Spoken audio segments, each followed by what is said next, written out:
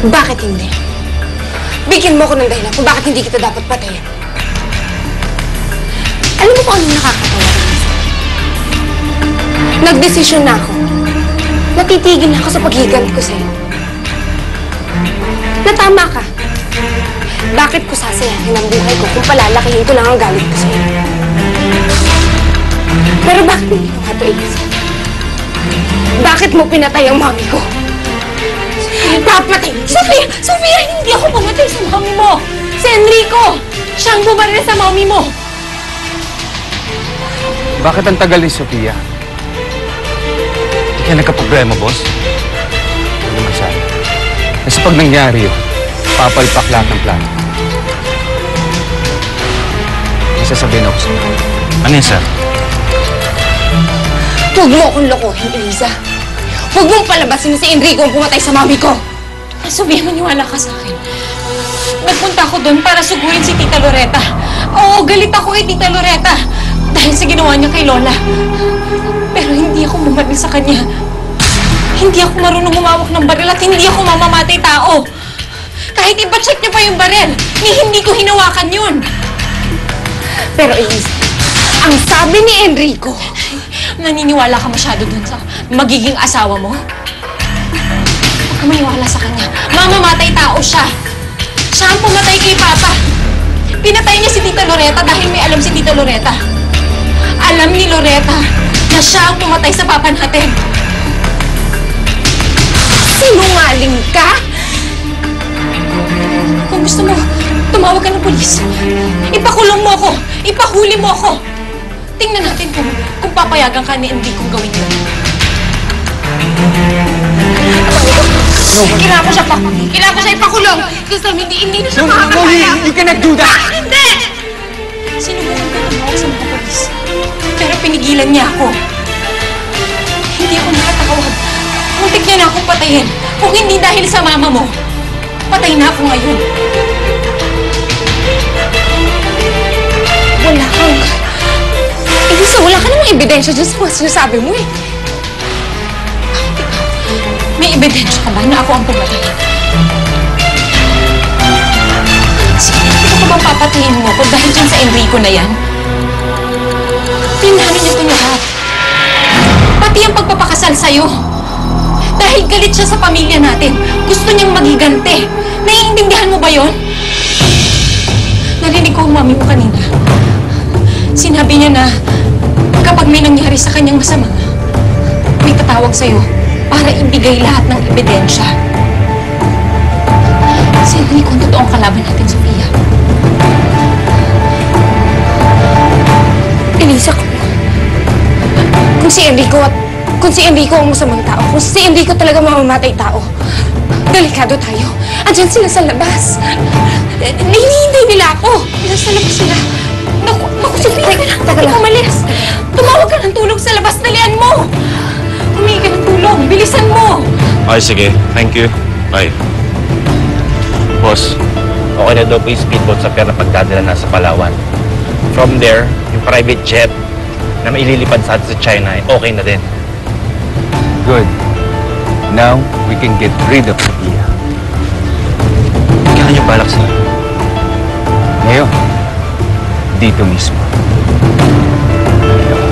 Palalabas nga. Nagparilan ng magkapatid. Reputation sila nag-aaway, hindi ba?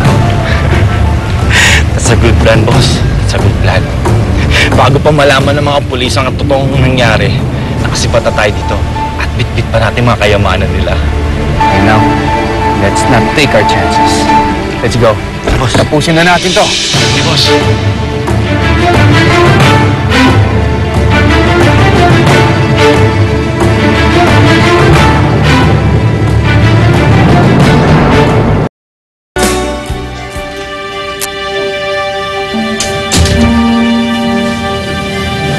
Si Eliza, nagkita na ba kayo? Hindi pa eh. Oh, Michael, ba ako nangyari sa kanya? Ano si Michael? Tinawagan ko ng lahat ng kaibigan ng Sofia pero walang makapagsabi kung nasaan siya. Baka tama nga yung kutob ko na magkasama sila ni Elisa. Manager, samahan niyo ako. Sige. Hanapin natin sila. Lucia, kasuyo naman, ikaw munang bahala dito. Sige. Pero Michael, Nag-aalala kasi ako kay Eliza pa ako nung nangyari sa kanya. Si Lolo. Lolo?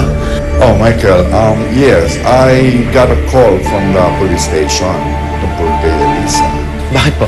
Well, she figured in an accident. Sa hospital? At nasa St. Mary's Hospital siya ngayon, but nothing to worry. It's very minor bruises. So, seems okay. Sige, papunta na ako. Yung cellphone ko naiwan ko sa kotse. Pero meron ako nakitang telepono sa main nurse station. Tatawag ako, dito ka lang. Babalik ako. Sofia! Mag-iingat ka.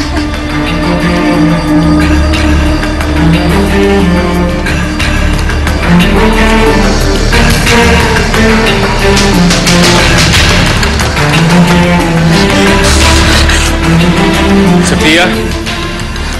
Huwag ka lalapit. Tatawag ako ng pulis. Kaya natin si Eliza doon.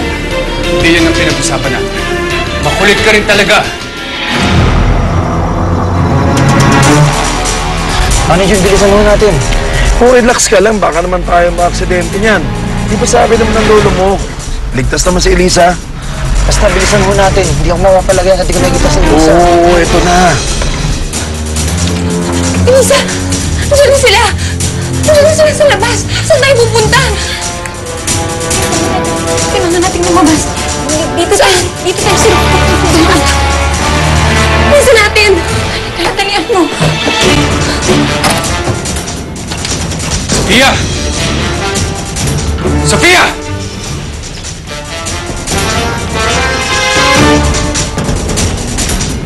Tinakasan tayo.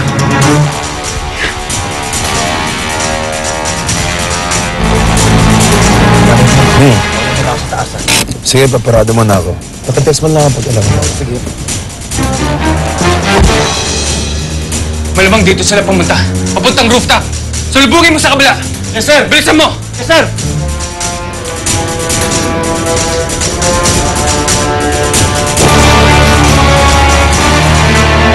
Elisa? Elisa?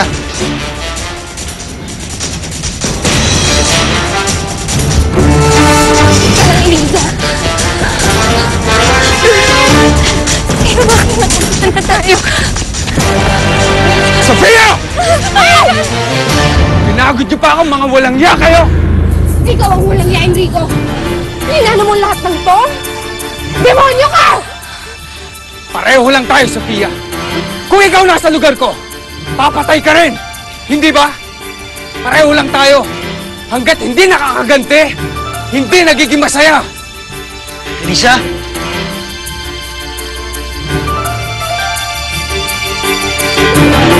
Hindi ako katulad mo! Hindi ako katulad mo!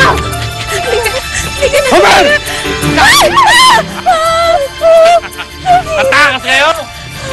Alis ka. Tuloy ako na ba to? Tapusin mo na sila! Huwag mo na patagalin pa! Elisa! Mike! Ah!